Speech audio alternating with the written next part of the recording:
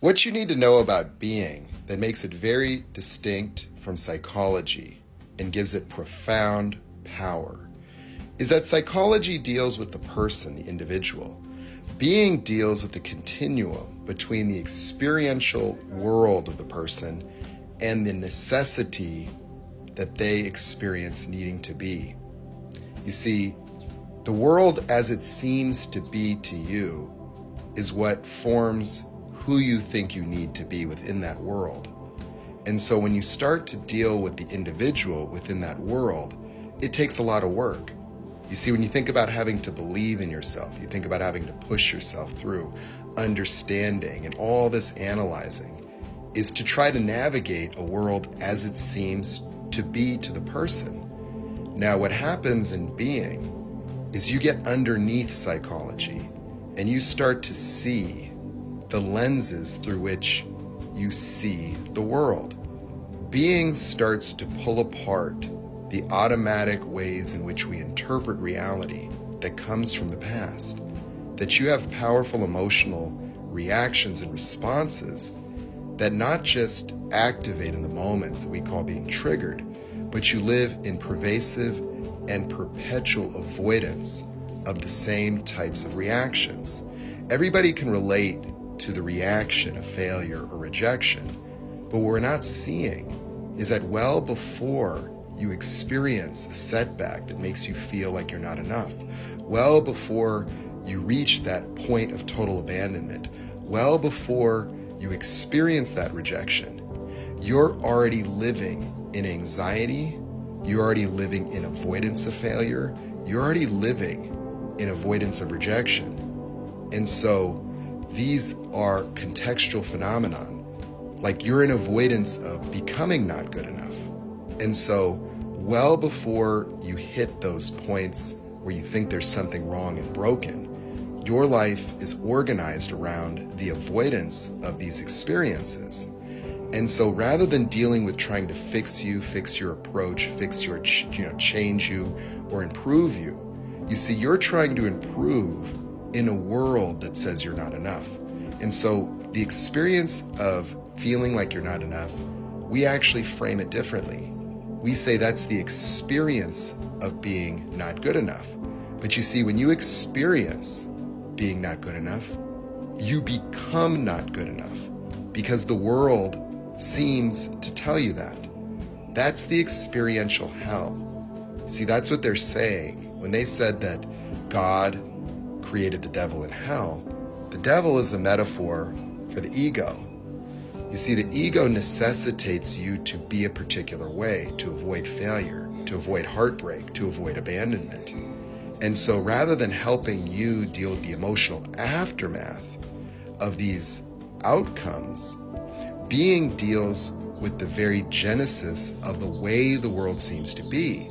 So rather than having to fix or change yourself or continue to heal and heal and heal, you see, the reason why you think you need to heal is because the emotions and the experience continues to perpetuate within the world as it seems. And so it's not just about your emotional states. It's about addressing the manner in which you see the world, taking the veil off. And so notice that you are always acting and being the way that seems necessary to you. You see, later you can say, oh my gosh, I made a mistake. But in the moment in which you live, you are always doing what you think is necessary. And so we have to confront the way that the world seems to be from your vantage point and to pull out these automatic ways of being. Because thinking that there's something wrong with me, failure, abandoned, broken, not enough, stuck, confused, those are ways of being. And being is a continuum between the world as it seems to be and the way that you think or feel you need to be within that world. But you see, if we don't deal with the occurrence of reality, you always default back. You see, you're always being in a relationship to reality as it shows up. That is why it's so hard to give people advice. You see, you can see things that they can't.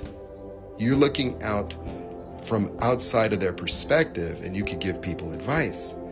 But you notice the advice doesn't last, it doesn't work, and people continue to fall into the patterns of their life. See, the patterns are not formed necessarily just by how they feel. It's that these automatic past emotional ways of experiencing reality continue to propagate. See, that's why you feel small, is because you're creating emotions from a time when you were small. That's why you feel helpless and stuck. That's why you seem to subordinate to people in fear. That's why you fear your manager. That's why you fear rejection. This is why you feel abandoned like a child, is because what is contextualizing your external reality that you're responding to is what we need to deal with. And so when we let go of these hidden ways of being that are driving you, even the notion that there's something wrong with you that would cause you to want to go and fix yourself is what we let go of.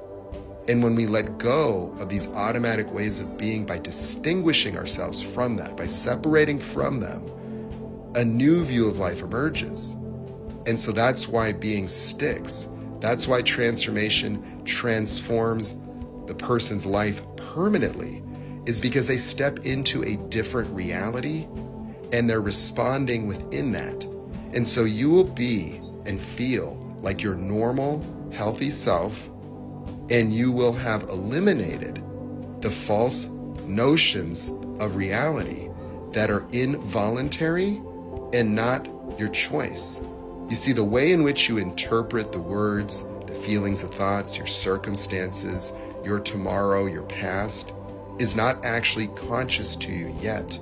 What we have to do in being is reveal the vast segregation between objective reality and the subjective meanings and interpretations that contaminate your view of life. Consider the voice in your mind as an interpreter, that life is out there, and then as life comes to you, the interpreter tells you about it. The ego defines it for you. See, that's why the voice in the head was considered the deceiver, the Satan, the serpent in Adam and Eve, that disconnected you from God. If God is consciousness and God is reality, you need to understand how disconnected people are. Because as reality shows up, rather than paying attention to reality as it shows up, we pay attention to our thoughts, opinions, beliefs about reality. When people talk and you lean in to understand, you're really understanding them only through the same interpretation that leads to all your mistakes. You see, that's the irony of it. So you think you need to understand more. You think that you need to really figure it out.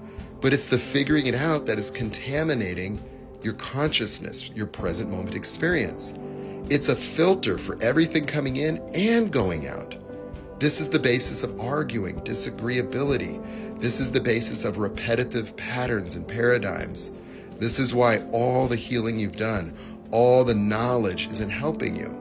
See, the tree of knowledge of good and evil is the world of ego, where the subjective interpreter of your mind continues to contaminate reality. And retroactively, you can see that, but not in the moment. Not in the moment.